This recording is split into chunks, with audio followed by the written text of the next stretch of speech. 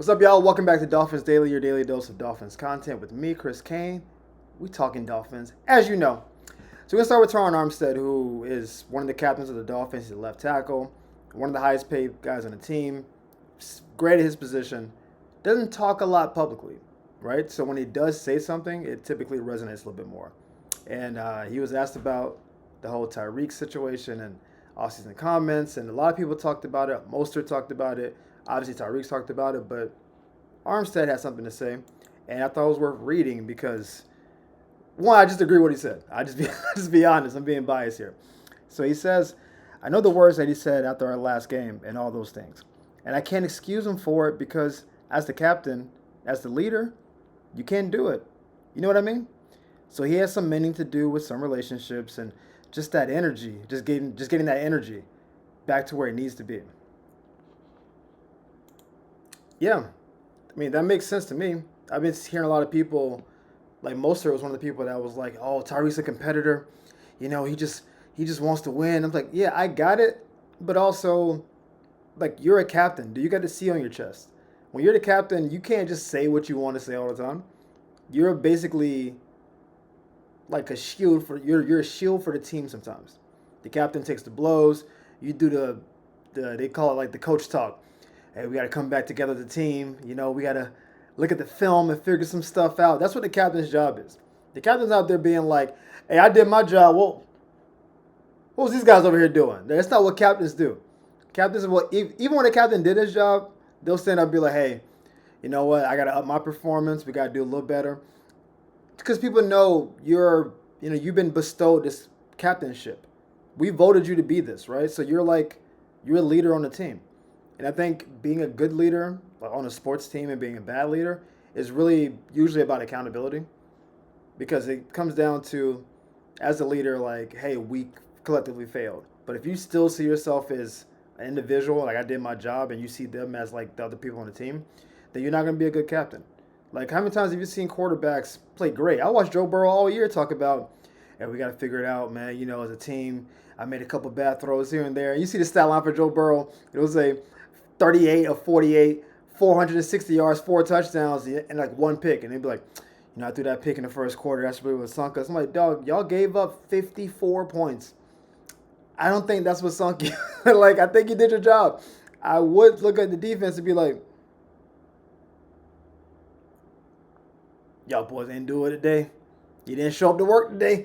But you can't say that as a captain. And Tyreek has been Tyreek so long. He's almost like a one name kind of guy that just kind of goes rogue. You remember like Ron Artest was kind of like this, like, oh, it's just Ron Artest just being himself. Manny Ramirez, awesome baseball player, but people said they coined a phrase that's just Manny being Manny. It's like, yeah, you mean being bad in the field and doing ridiculous stuff, but being good at hitting home runs, so we just kind of let it ride. There's something to being a leader that can galvanize people, that can lead the people, and then take some shots that may not be yours. And this past season, Tyreek deserves some shots. 2 years ago, basically none. 3 years ago, basically none. But last year, yeah, it wasn't just on the team. There were drops, there was bad routes, like things happen. And yeah, what team doesn't want dogs on it? What team doesn't want guys that can hustle and fight hard? Yeah, we all want that. But I thought it was kind of tone deaf. I thought it was immature, and no one was really saying that because Tyreek is Tyreek, and I think Teron is one of the few guys that has the cachet to really say it. And honestly, I'm happy he finally did. So we know Super Bowl Sunday is right around the corner, and Vic Fangio will be the DC for the Philadelphia Eagles, and a lot of Dolphin fans are seeing what Philly's doing on defense and feel like you just kept that in your bag. Where was that when you had us, big dog? Because the Dolphins' defense last year was good for most of the season, and at the end of the season just kind of went to crap.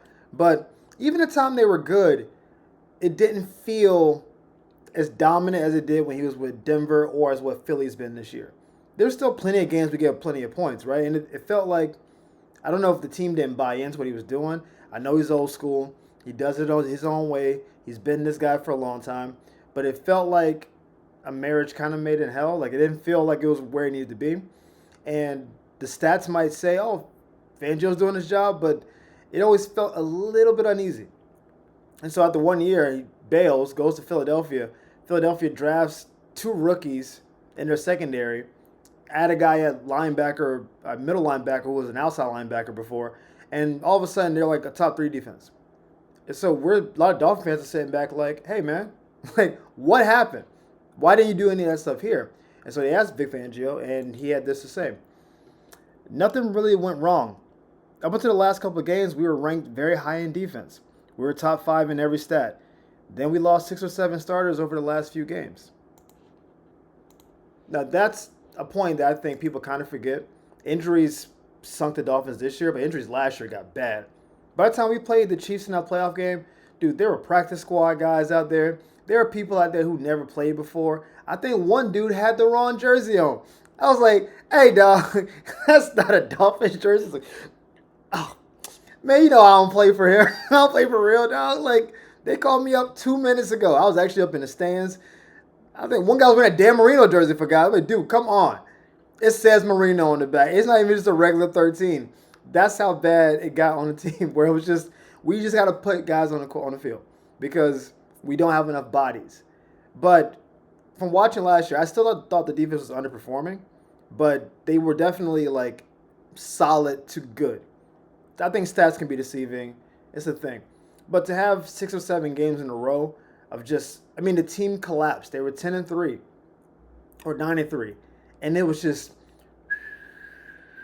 I'm not whistling well. That's all good. There it is.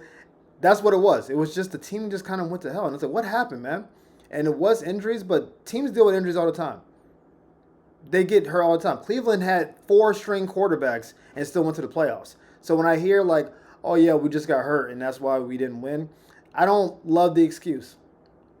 Like if you lost 4 Aaron Donalds, 2 Pat Surtains, and both Pat Surtain senior and junior, and like then okay maybe, but like these guys are all pros. Yes, there's levels to pros, but they were just like little knuckleheaded things, just giving up big leads. That loss to Tennessee is going to haunt me forever.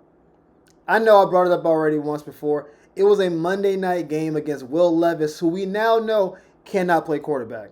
We've seen it. He's not good. That was a rookie Will Levis. Just, I mean, this guy, we scored 17 in the fourth quarter. I mean, what are we talking about, dude? At home, ESPN Monday night, what is that? Will Levis is a bad quarterback who will just give you money. I feel like he plays for the other team most of the time. But, you know, when guys get hurt, I guess it's a good excuse. It's a real reason. But it's kind of like what happened this year. Oh, Phillips got hurt. Chubb got hurt. You know, we weren't the team we should have been. It's like, that's true too. But there are plenty of teams that lose guys and still can perform. We didn't need the defense to be top 5 when everybody got hurt. But you can't just start completely collapsing down the stretch. I do think there was a lot of lack of buy-in.